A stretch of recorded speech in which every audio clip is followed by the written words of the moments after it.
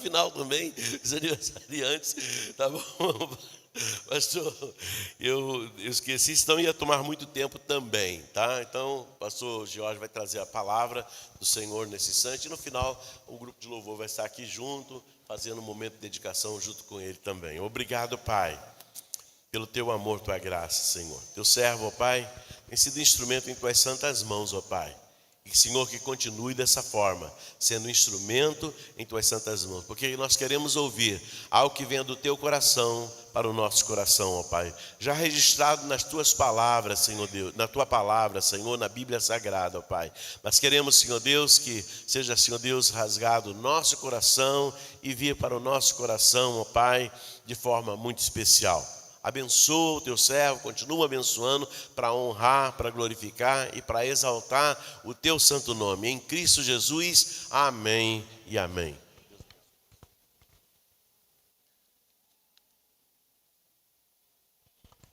Quero saudar os irmãos com a graça e a paz do Senhor Jesus, amém, meus? Ontem foi o Dia Internacional da Família e é uma honra poder estar pregando num mês tão importante do nosso calendário evangélico aqui no Brasil, que é o mês da família. E eu quero convidar você nesse momento a, com uma salva de palmas, a gente louvar o Senhor pela nossa família, pelas bênçãos que Deus tem derramado sobre a nossa casa. Nós temos vivido dias tão difíceis e olhar para a nossa casa e ver o sustento de Deus é motivo de alegria, é motivo de glória, é motivo de louvor ao nosso Deus. Nós vamos hoje conversar sobre um tema muito importante, que é a fidelidade. Fidelidade é algo que acompanha o povo de Deus desde o livro de Gênesis até o livro de Apocalipse. Não dá para falar de toda a doutrina da felicidade aqui em uma mensagem. Eu ainda não tenho esse poder de síntese, queria ter, para poder falar de tudo isso em uma só mensagem. Então eu selecionei 2 textos da palavra de Deus, para que a gente possa bater um papo nessa manhã sobre a fidelidade. Um é muito conhecido dos irmãos, Malaquias, capítulo 3, verso de número 10. Eu convido você ou abrir a sua Bíblia, ou a ligar o seu celular, ou acompanhar aqui na projeção. Nós vamos ler 2 textos nessa manhã. O primeiro é Malaquias, capítulo 3, verso de número 10, que diz assim: Malaquias é o último livro do Antigo Testamento, é o último livro daquele conhecido como os Escritos dos 12, é assim que está na Bíblia Hebraica. Na Bíblia Hebraica não tem 12 profetas menores, tem apenas um livro chamado Os 12. E esse último capítulo do livro dos 12 é o livro de Malaquias. É por isso que na organização da nossa Bíblia, em português, Malaquias é o último livro. E diz assim, Malaquias capítulo 3, verso 10. Trazei todos os dízimos à casa do tesouro, para que haja mantimento na minha casa, e provai-me nisto, diz o Senhor dos Exércitos, se eu não vos abrir as janelas do céu e não derramar sobre vós bênção sem medida. Próximo texto encontra-se no Evangelho de Mateus, e eu convido você a abrir a sua Bíblia no livro de Mateus, capítulo de número 13. Mateus, capítulo de número 13, nós vamos ler dos versos de 1 a 9.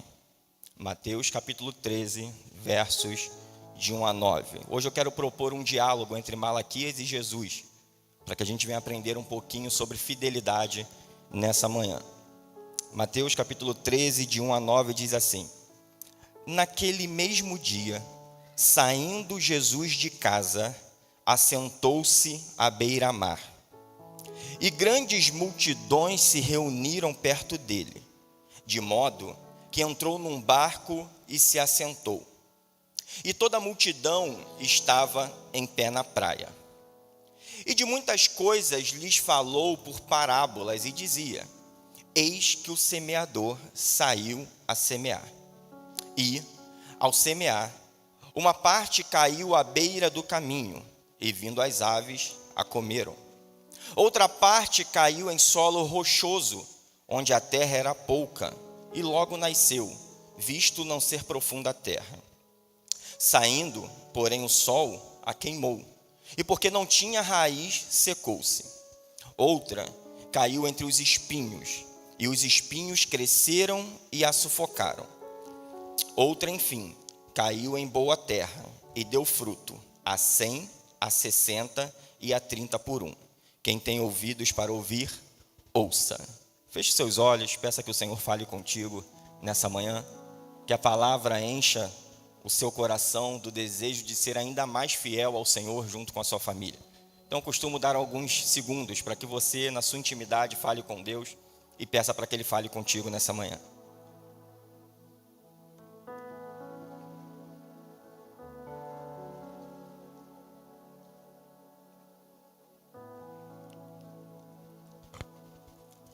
Pai, é bom estar aqui. É bom estar aqui nessa manhã de domingo, cultuando o Teu santo nome, entoando louvores a Ti, sentindo o manifestar da Tua presença através dos cânticos, das orações, da comunhão com os irmãos.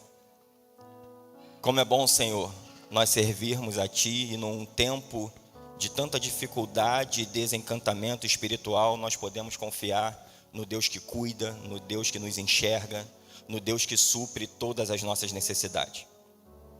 Estamos agora, Pai, no momento do nosso culto a Ti, onde abrimos os nossos corações para ouvir a Tua palavra. E pedimos, ó Pai, que o Senhor fale a cada um de nós. Que a palavra desta manhã vai de encontro a cada família, a cada lar, a cada homem, a cada mulher, a cada criança, a cada jovem, a cada adolescente. E que possamos ser uma igreja, ó Pai, aonde haja verdadeiramente um manancial de fidelidade aqui nesse lugar.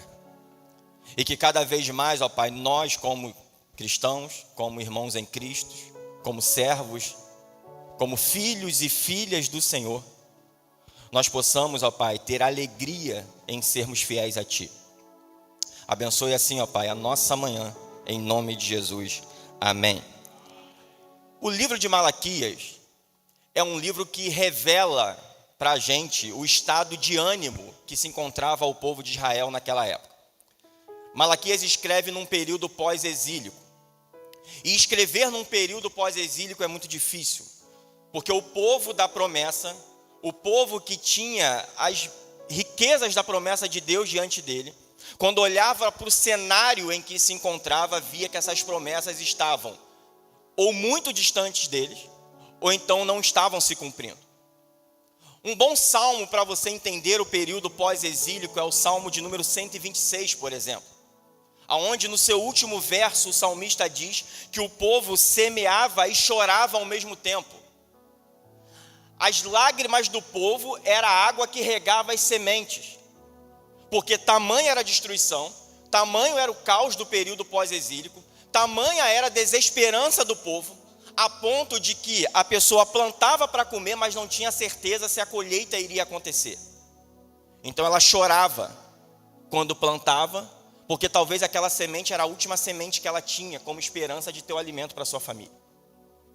E quando Malaquias vem com a sua palavra profética, dessa vez Malaquias foge um pouco daquilo que os profetas eram acostumados a falar para o povo. Todas as profecias, todas as promessas, todas as declarações eram a favor do povo. Mas quando Malaquias vem entregar a sua profecia, a profecia dele é contra o povo de Israel. E quando você abre o capítulo 1 de Malaquias, no verso de número 1, a primeira palavra que está no texto é sentença.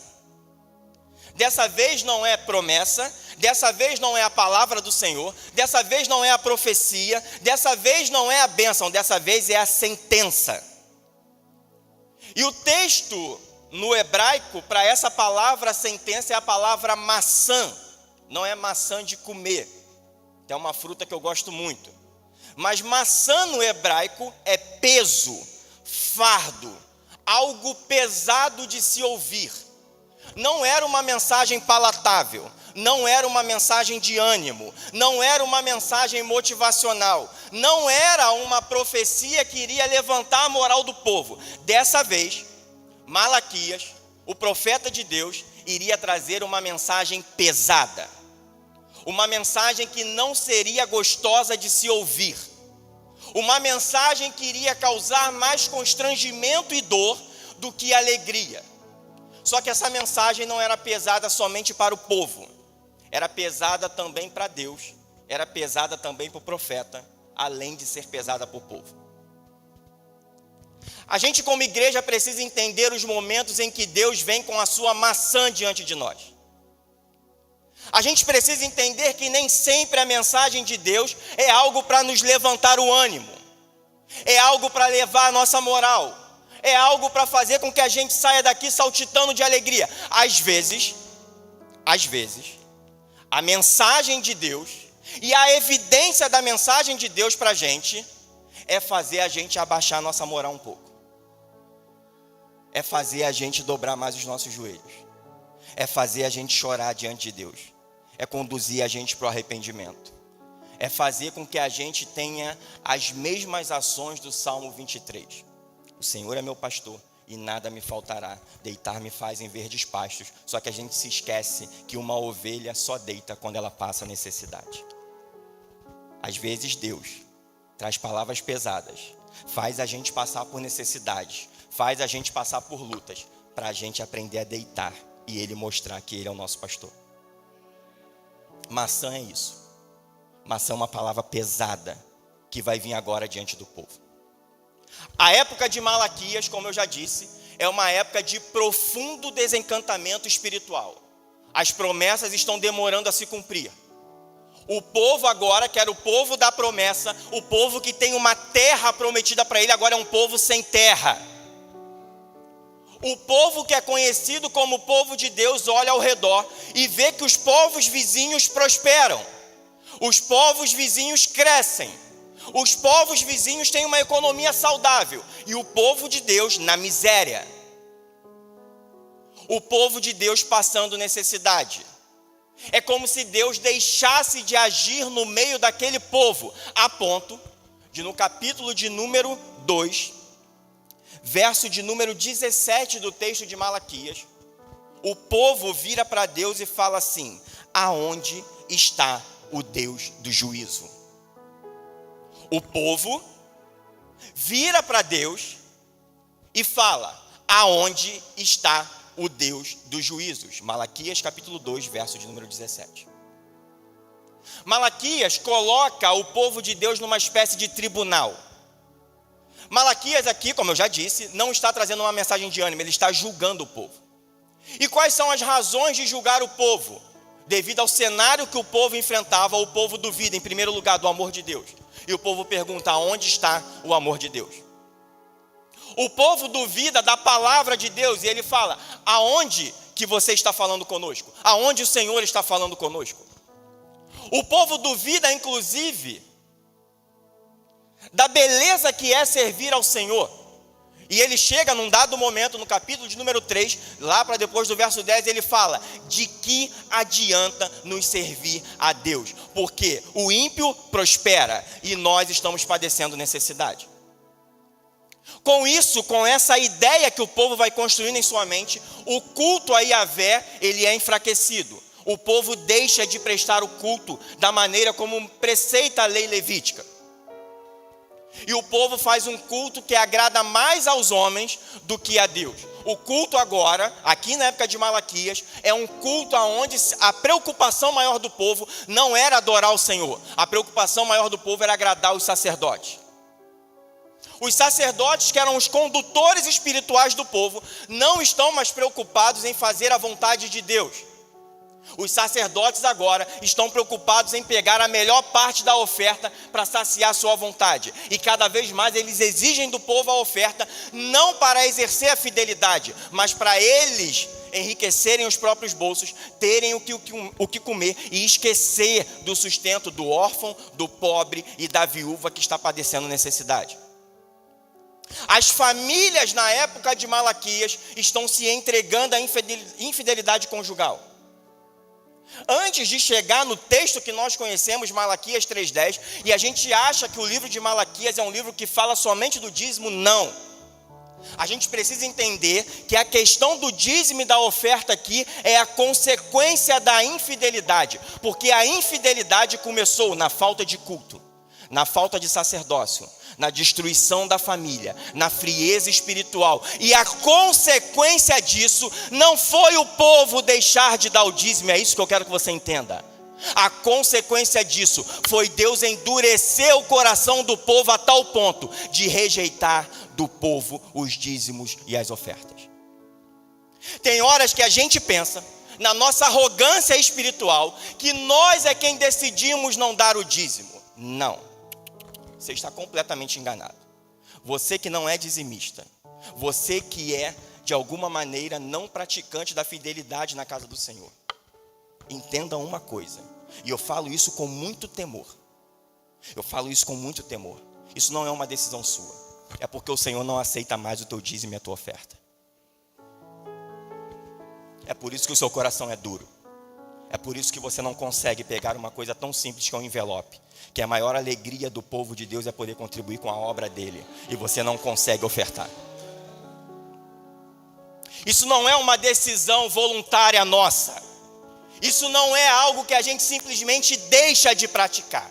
Assim como Deus endureceu o coração de Faraó no Egito, para ele não deixar o povo ir. Assim como Deus já endureceu o coração do seu próprio povo, para que o povo não prestasse um culto sincero a ele. Agora em Malaquias, Deus endurece o coração do povo a tal ponto, que ele mesmo diz: eu não aceito mais os vossos dízimos e as vossas ofertas.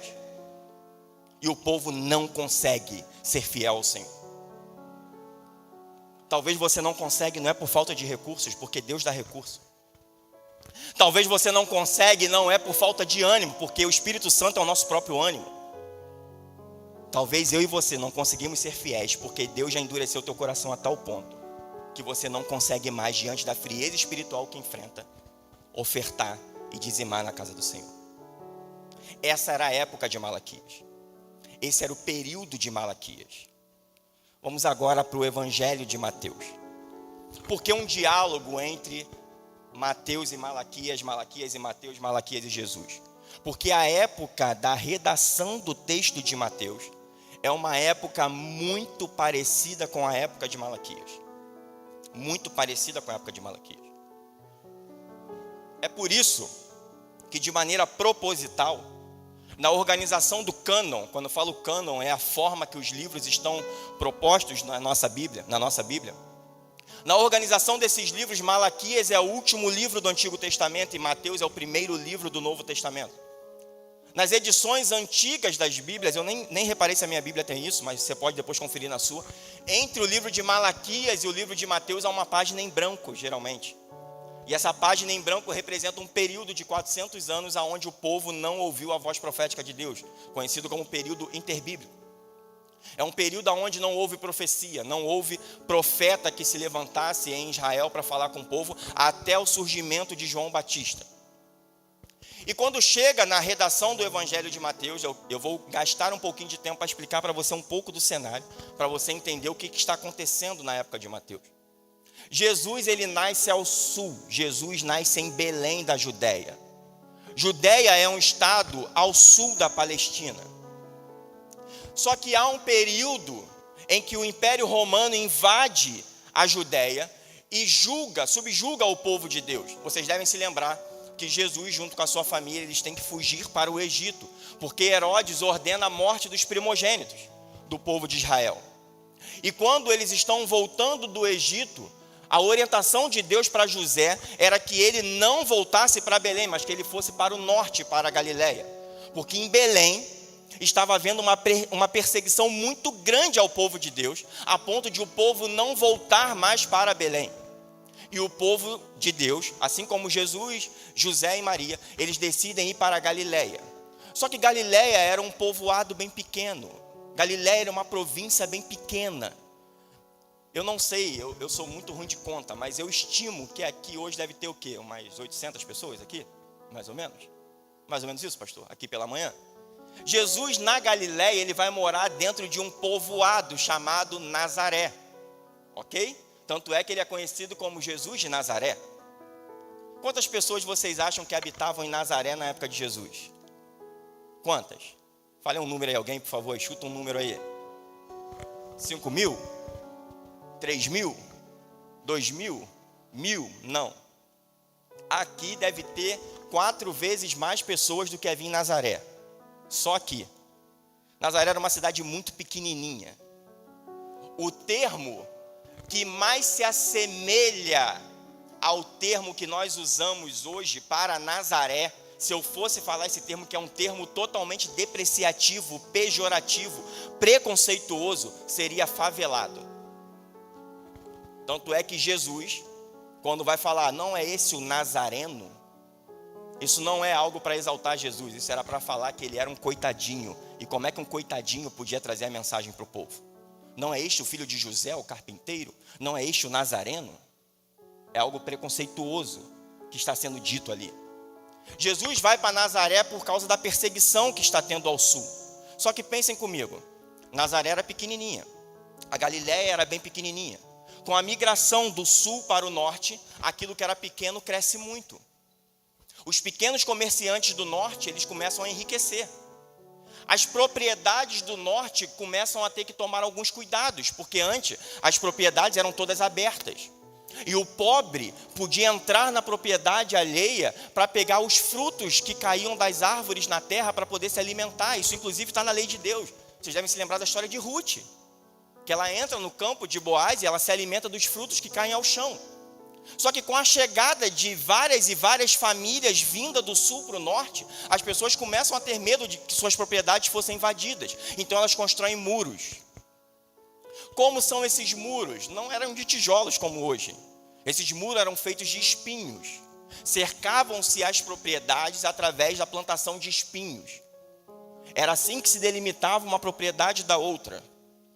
Os chãos, antigamente eram terra batida, mas o Império Romano, vendo essa migração, ele começa também a ir para o norte. E aí começa uma construção de estradas. As estradas são feitas de pedra de sal. O sal é batido a tal ponto na terra que eles viram pedras. É por isso que a Bíblia diz que se o sal não tiver sabor, ele não serve para nada a não ser pisado pelos homens. É isso que acontece. E Jesus entende esse cenário onde o pobre do sul, agora ele fica cada vez mais pobre no norte. A família que antes tinha uma casa no sul, ela não pode pegar sua casa, sua terra, botar nos ombros e caminhar até o norte. Agora eles são desterrados, agora ele não tem terra, agora ele não tem casa para morar. É por isso que quando Jesus está na praça pública, tem várias pessoas desempregadas ali para ouvir Jesus, porque aquele que trabalha está trabalhando. A multidão que segue Jesus, com algumas raríssimas exceções, é o pobre, é o miserável, é o desvalido, é aquele que não tem sustento.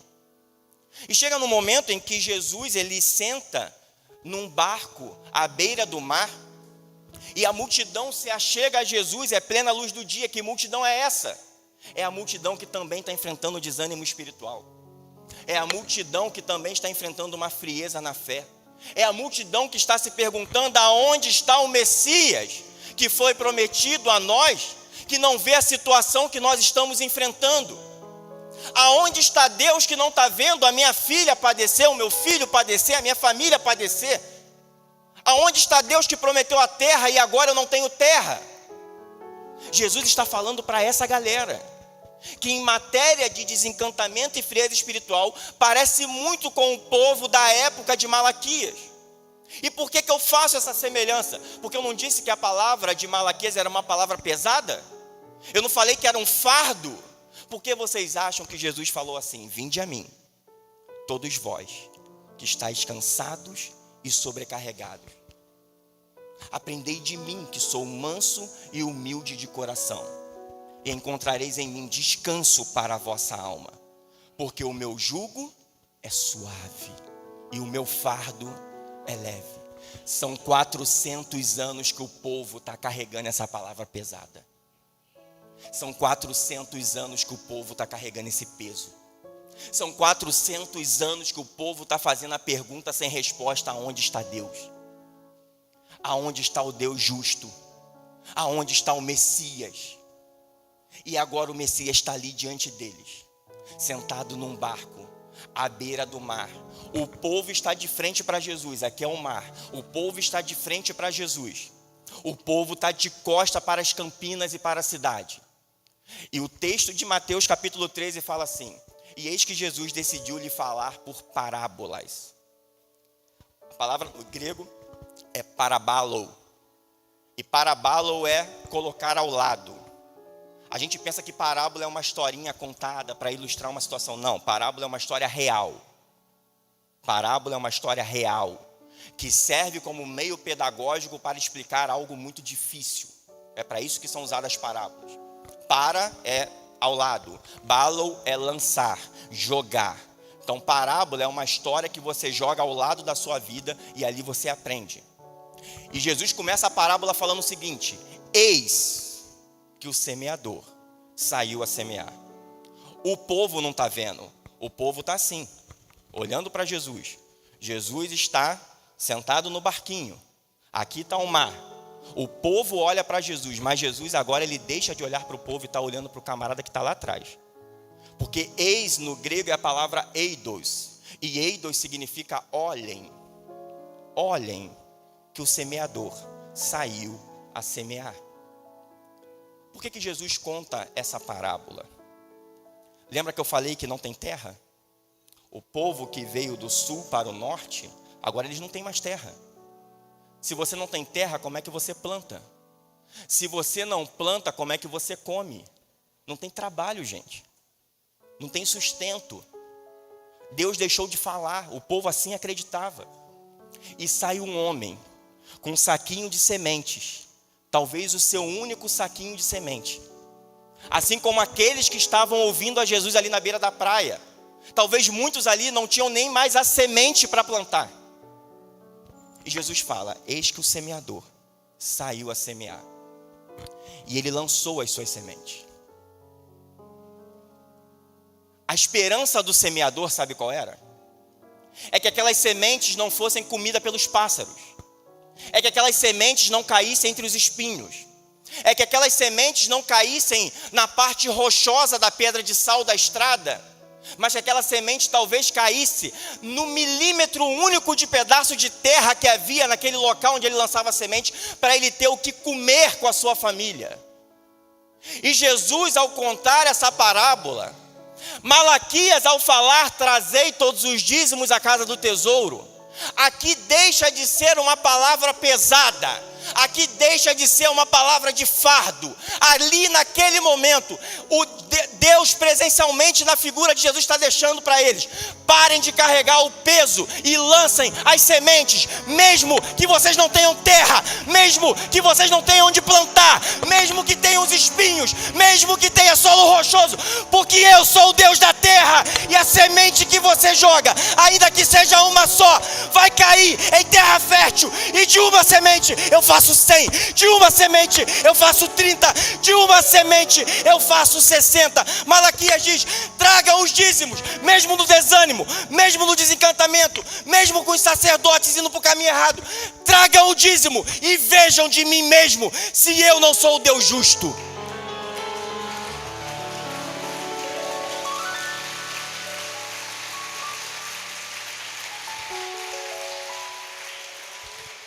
A mensagem aqui, o texto de Malaquias e o texto de Jesus aqui se unem e deixam de ser uma mensagem de fardo para ser uma mensagem de esperança. Ser dizimista é algo que tem a ver com esperança. A maior desesperança que o povo de Deus pode enfrentar é deixar de ser fiel na casa do Senhor.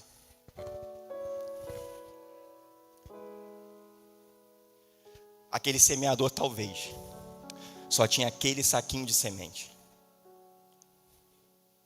O povo de Israel lá no tempo de Malaquias estava totalmente desanimado em exercer a fidelidade. E quando Malaquias fala: trazei os dízimos, quando Jesus fala: lancem as sementes, é porque Deus está assumindo para ele, por causa do nome dele, por causa do que ele é, a responsabilidade de fazer o povo prosperar.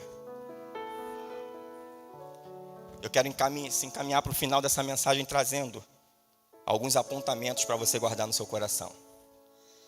E eu vou usar o texto de Malaquias para isso, 3:10. A primeira palavra que tem lá em 3:10 é trazei. Há algo nas sementes que o Senhor te dá que não pertence a você. há algo na sua conta bancária, na sua carteira, da sua despensa, nos seus celeiros, que não pertence a você. Há algo ali que é de Deus. Há algo na minha conta bancária, na minha carteira, no meu sustento que não pertence a mim. Pertence ao Senhor. Deus nos dá o sustento, mas há algo no nosso sustento que é de Deus. E é por isso que a primeira palavra de Malaquias 3:10 é trazei. Quando Malaquias fala, vocês estão me roubando, e o povo pergunta, aonde nós estamos te roubando? É justamente essa a ideia. Daquilo que é de Deus, que Deus coloca em nossa despensa e que nós não devolvemos ao Senhor. Dízimo é isso. Dízimo é algo que a gente tem que trazer. Dízimo é algo que a gente conduz. Dízimo é algo que a gente leva. Mesmo que você faça o seu dízimo e a sua oferta através de depósito bancário. Eu, por exemplo, faço o meu através de depósito bancário. Mas é muito importante que você coloque o comprovante nesse envelope e que você faça a marcha das ofertas junto com a sua família aqui. Porque dízimo é algo para ser trago. Dízimo é algo para ser conduzido. Segunda coisa, do texto de Malaquias, trazei todos os dízimos. Há uma qualidade na oferta e não tem nada a ver com 10%. Não tem nada a ver com 10%. Porque 10% é um termo que naquela época nem existia, gente. Galileu, quando vai falar da matemática e vai falar da porcentagem, isso é muito à frente. O termo usado lá era Esser. E essa é a 10ª parte. E deixa eu explicar para vocês o que é a 10ª parte. Eu colhia o trigo, por exemplo. E lá estava a colheita de trigo. Eu pegava aquela colheita de trigo e eu separava em 10 partes. 10 partes. Eu pegava a minha família e olhava para aquela colheita. E eu escolhia a melhor parte da colheita e entregava na casa do tesouro. Eu pegava um animal, por exemplo, e eu cortava aquele animal em 10 partes. Quem gosta de carne aí como eu sabe que picanha é diferente de acém. 1 quilo de picanha é diferente de 1 quilo de acém, em matéria de qualidade. E falar de picanha agora, 11h30, hein? Ó, olha aí a sugestão aí, ó, mês da família. Lá em casa vai ter miojo de carne, né? Que aí enfatiza. É diferente. Quando Deus fala, trazei, mas não tragam qualquer coisa, tragam todos os dízimos, Ele está apontando para a qualidade. Lembram da viúva pobre? A qualidade da oferta dela não tem a ver com porcentagem. Mas tem gente que gosta, pastor, de focar nisso. Dízimo é coisa do Antigo Testamento. Não sabe nada de Bíblia. Aí fica falando isso. Dízimo é coisa do Antigo Testamento. Agora a gente vive no Novo Testamento. Beleza, a gente vive no Novo Testamento, você está certo. E no Novo Testamento diz que a gente tem que dar mais do que a 10ª parte. Porque no Novo Testamento fala assim: se a vossa justiça não prevalecer a dos escribas e fariseus, você não tem parte comigo. Se a lei manda dar a 10ª parte, na graça manda a gente dar tudo. Manda a gente dar tudo. Então esse erro teológico que as pessoas falam, dízimo não é 10%, dízimo é coisa do Antigo Testamento, dízimo é coisa da lei, tá certo. Dízimo é coisa da lei, dízimo é antes da lei, dízimo é depois da lei. Porque antes da lei tem Melquisedeque, Abraão deu dízimo para Melquisedeque, era antes da lei. Jesus, quando vem, ele cumpre a lei, Jesus não anula a lei. E Jesus continua fazendo a prática do dízimo. Dai a César o que é de César, dai a Deus o que é de Deus. Quando Pedro faz essa pergunta para Jesus, Jesus fala para Pedro: qual é a imagem que você vê na moeda? E aí Pedro fala: a imagem que eu vejo aqui é de César, então dá a César o que é de César. E por que Jesus fala, dá a Deus o que é de Deus? Porque nós somos feitos à imagem e semelhança de Deus. Você, ao olhar para o lado, você vê a imagem e semelhança de Deus no rosto do teu irmão, da tua irmã. Então, se César quer moeda, Deus quer a gente por inteiro. O maior dízimo que você dá para Deus não é 10%, é a tua vida por inteiro. Todos os teus recursos, toda a tua finança, toda a tua saúde, todo o teu ar, todo o teu trabalho, todo o teu sustento, todos os teus filhos, toda a tua família, tudo o que você tem, tudo o que eu tenho pertence ao Senhor. Ou é tudo ou não é nada. Se vocês forem mornos, vomitar-me-ei da minha boca vocês. Ou vocês são frios e não me dão nada, ou vocês são quentes e me dão tudo. Então para com essa mesquinhez espiritual de que é 10%, ou é tudo ou é nada, ou é a melhor parte ou não é nada, ou é tua vida por inteiro ou não é nada, porque Deus não precisa de mim, de você. Nós é que precisamos dele.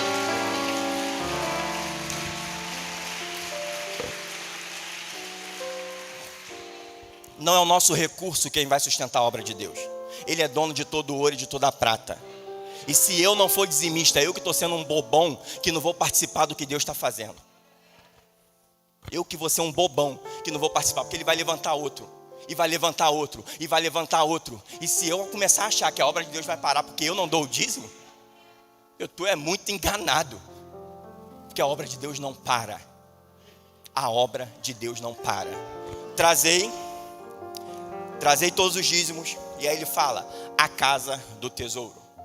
O povo de Israel saía de lugares distintos, de lugares longínquos, para ir entregar o seu dízimo na casa do tesouro. O dízimo é para ser entregue na igreja local. O dízimo é para ser entregue na igreja local. E prestem atenção, eu também com muito tremor vou falar sobre isso.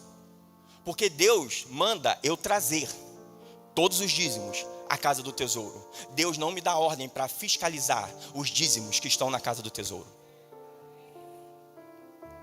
Deus manda eu trazer todos os dízimos à casa do tesouro. Deus me coloca e me chama para ser apenas um condutor daquilo que é dele que está nas minhas mãos. Mas Deus não manda eu ficar como um fiscal, como uma lupa, olhando como aquele recurso vai ser utilizado na casa do tesouro. Isso não é problema meu. A minha responsabilidade, o meu dever é pegar o meu dízimo de qualidade e trazer na igreja local. E a gente precisa entender isso. A gente precisa compreender isso. Por quê? E agora eu vou encerrar. E a gente precisa entender essa dinâmica da fidelidade. Porque dízimo e culto, eles se fundem. O culto tem algo que é subjetivo e é intrínseco. Eu não tenho como ver, olhando mesmo que seja minha esposa, Ana Rafaela, eu não tenho como saber ali como Deus está falando ao coração dela. Eu não tenho como saber o que está acontecendo no interior dela. Eu não tenho como saber. Isso é subjetivo, isso é intrínseco. Não dá para saber. Agora existem coisas na fé que são públicas, que são visíveis. E essas coisas na fé são 3. A primeira, não em ordem de prioridade, mas apenas para ilustrar, o batismo. Eu não tenho como ver a fé do irmão.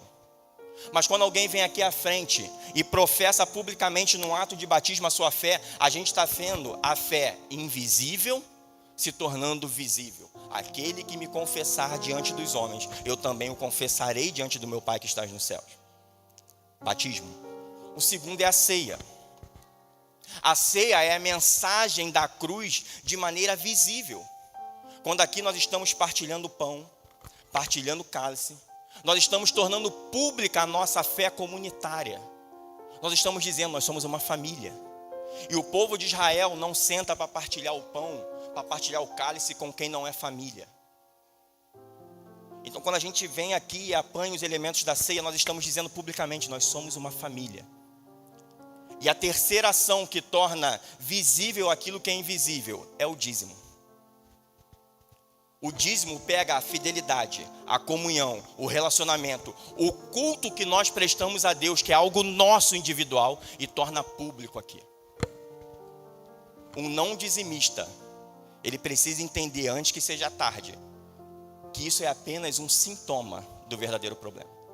O verdadeiro problema é que o culto dele já é vazio há muito tempo. A vida de oração já está depreciada há muito tempo. Ler a palavra, então, é algo que ele não faz há muito tempo. E é por isso que fica encontrando desculpas para não dar o dízimo, quando na verdade deveria estar procurando um caminho para se arrepender e voltar para a casa do Pai. Hoje é dia de você pegar a sua família. Hoje é dia de você pegar na mão da sua esposa. Você homem, agora eu falo com os homens aqui. Hoje é dia de você pegar o seu filho, a sua filha, e aprender a lançar as sementes. Mesmo que esteja difícil, mesmo que falte sustento, mesmo que esteja desempregado e desempregada, ainda que a sua 10ª parte seja nada, ainda que a sua 10ª parte seja um envelope vazio, ainda que tudo que você tem seja uma conta negativa, hoje é o dia de você pegar a sua família e ensinar a sua família a lançar semente.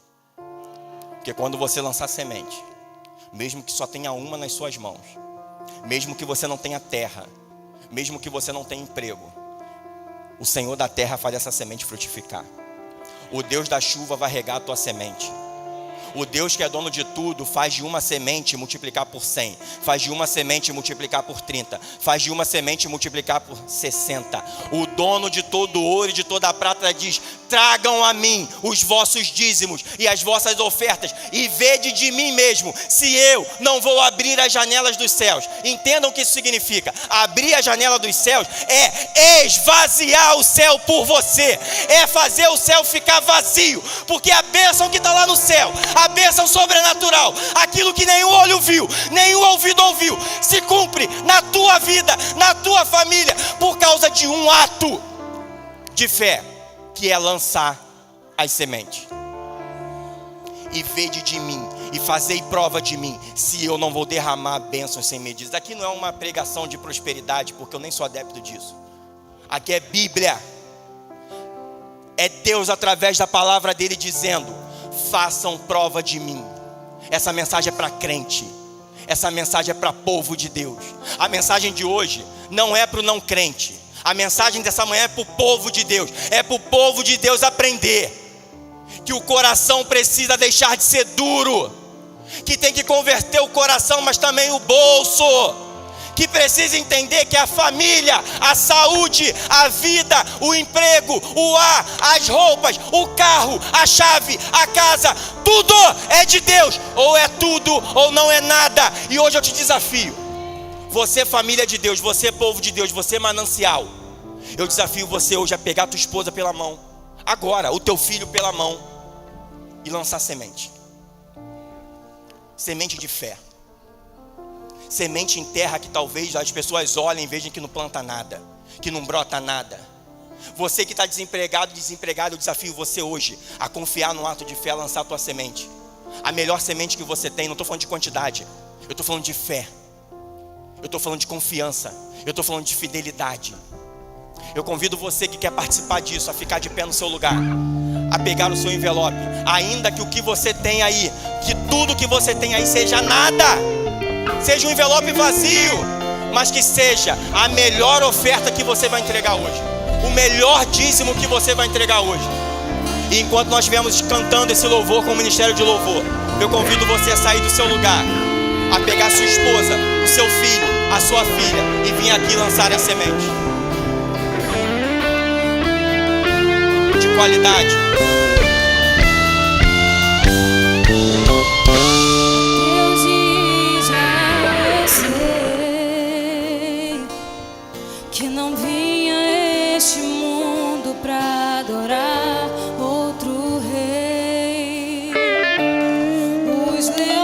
O valor é a qualidade, é a fidelidade sendo exercida. A todos que são contra ti,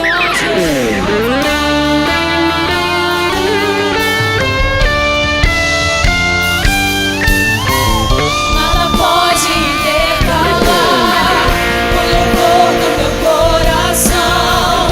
Os manjares eu abro mão, os palácios eu quero não. Deixe-me aqui como Daniel, com os olhos focados no céu, com o risco de morrer, mas o que importa é lhe obedecer. Senhor, não vou dividir minha adoração, exclusivo é o meu coração, vivo só pra ti, não abro mão do céu, até diante da morte, prefiro ser fiel.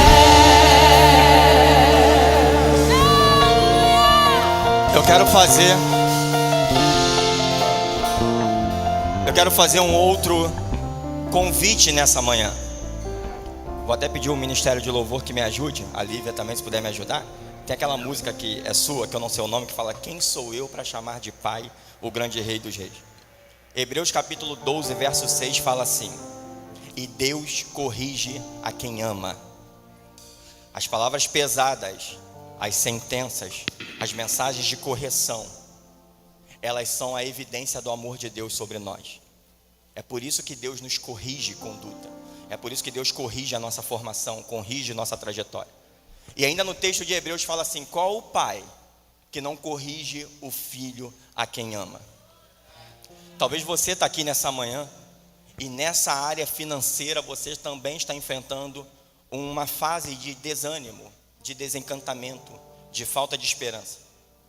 Talvez está faltando emprego, talvez aquele concurso que você estuda há anos você não passa, talvez aquele sonho de uma profissão estável para você sustentar a sua família ainda não chegou.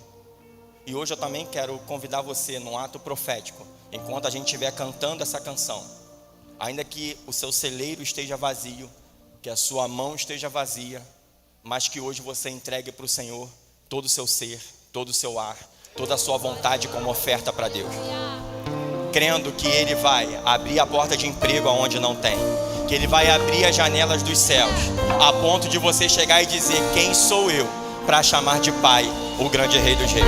Então convido você que quer se entregar como oferta para Deus, a você vir aqui à frente, como um ato profético, de que Deus vai abrir as janelas dos céus em seu favor.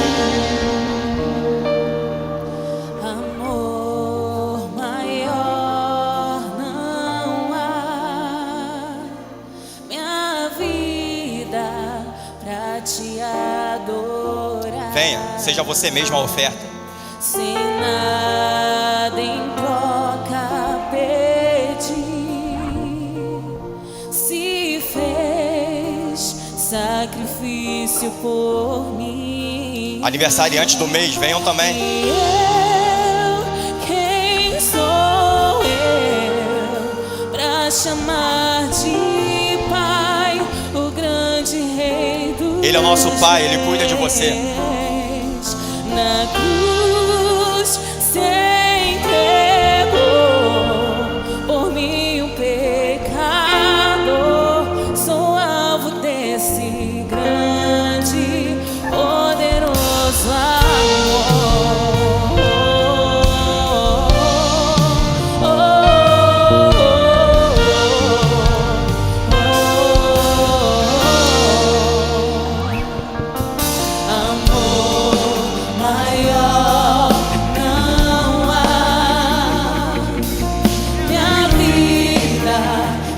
Te adorar,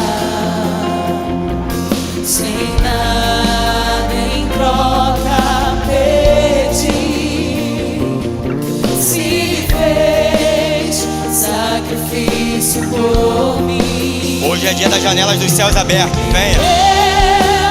Quem sou eu pra chamar de Pai o grande Rei dos Reis? Na cruz se entregou por mim o pecador. Sou alvo desse grande, poderoso amor.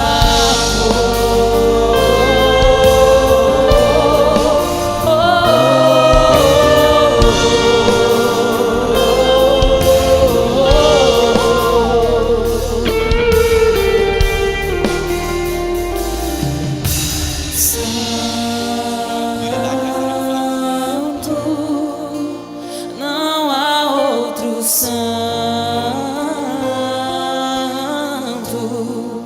te entronizamos, santo.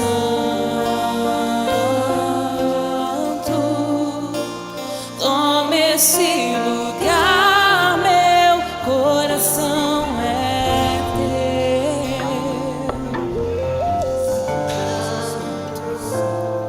teu. Glória a Deus. A palavra hoje foi ministrada de uma forma esclarecedora, libertadora, e, acima de tudo, abençoadora. Estaremos orando agora por vocês que estão aqui, que apresentam no altar do Senhor algo que o aflige, até depois que entendemos sobre a área de finanças. O maior investimento que podemos fazer em nossas vidas é aquilo que já foi pregado pelo pastor George: entregar nossas vidas, entregar tudo ao altar do Senhor. E nós vamos orar nesse momento, queridos, para que todas as barreiras, todos os cativeiros financeiros que estão prendendo os corações, as suas famílias, sejam hoje quebrados em nome de Jesus, em nome de Jesus. Você vai sair daqui hoje liberto, totalmente liberto. Os céus estão baixinhos agora nessa manhã, baixinhos, e o poder do Senhor está sendo derramado. Senhor, eis aqui o teu povo, ó Pai querido. Muito obrigado, ó Pai, muito obrigado por essa palavra abençoada e abençoadora. E eis aqui o teu povo que vem aqui ao teu altar dizendo: liberta-me, Senhor, cura-me, Senhor.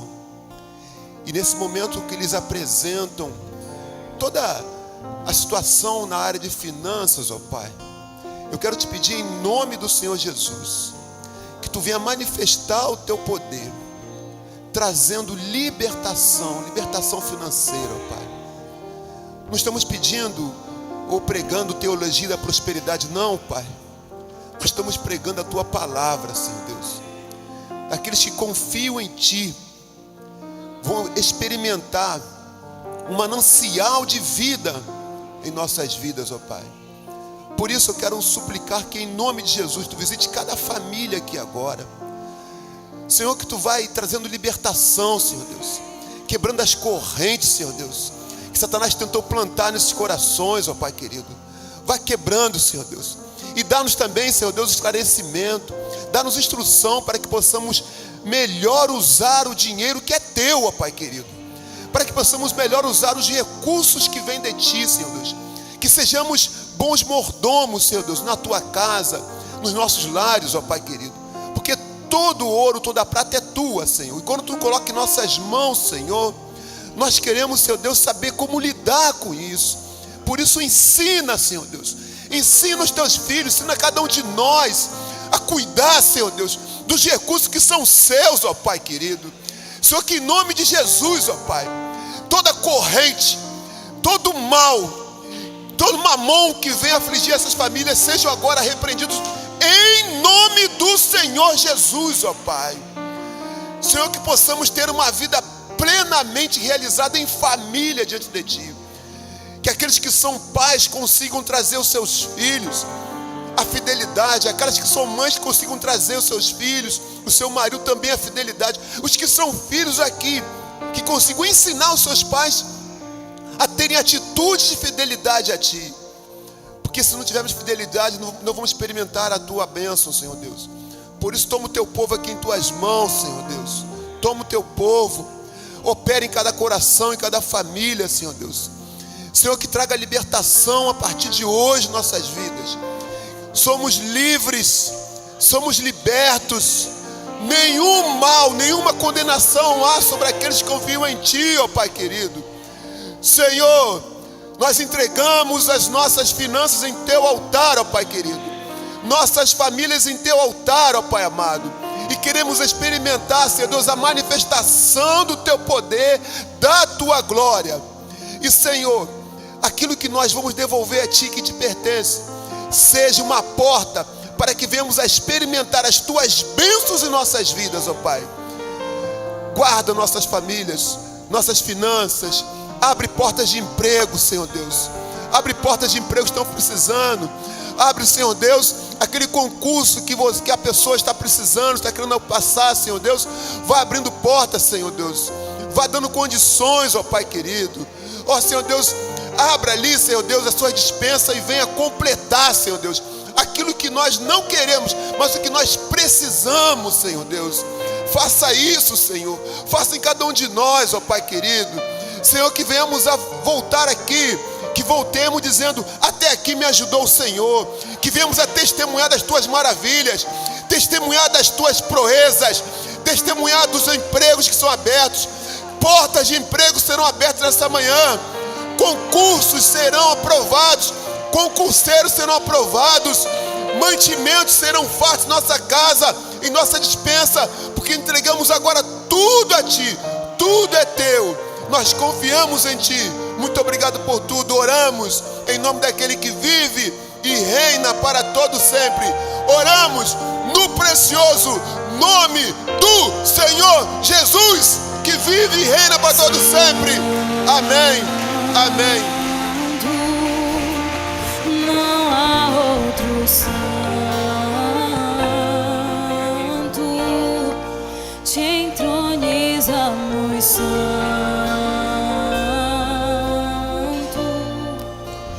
Toma este lugar, meu coração é teu.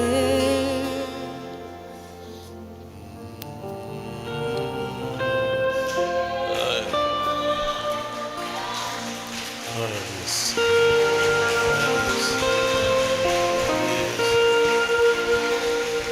Glória a Deus. Eu agradeço a Deus pela palavra que veio ao meu coração. Sei que a palavra foi ao seu coração também, de forma especial. Deus abençoe o pastor Jorge. Deus continue usando como instrumento nas mãos dele.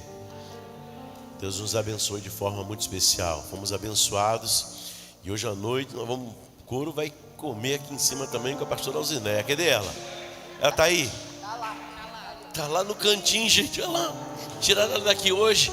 Vai estar correndo aí direto. Hoje aí. Ai, em nome de Jesus. Vai ser bênção. Bênção. Pastora Alzinéia hoje à noite aí. Eles vamos impetrar a bênção apostólica. Coloque aí a mão para receber. Os pastores aqui vão erguer as mãos sobre vocês também. A graça do Senhor Jesus, que a graça do Senhor Jesus, o amor de Deus Pai e as doces consolações do Espírito Santo, comunhão do Espírito Santo, seja com todo o povo de Deus hoje e para todo sempre. Amém. Todo o povo de Deus disse, mais forte, todo o povo de Deus disse. Deus abençoe, dá um amém no chat.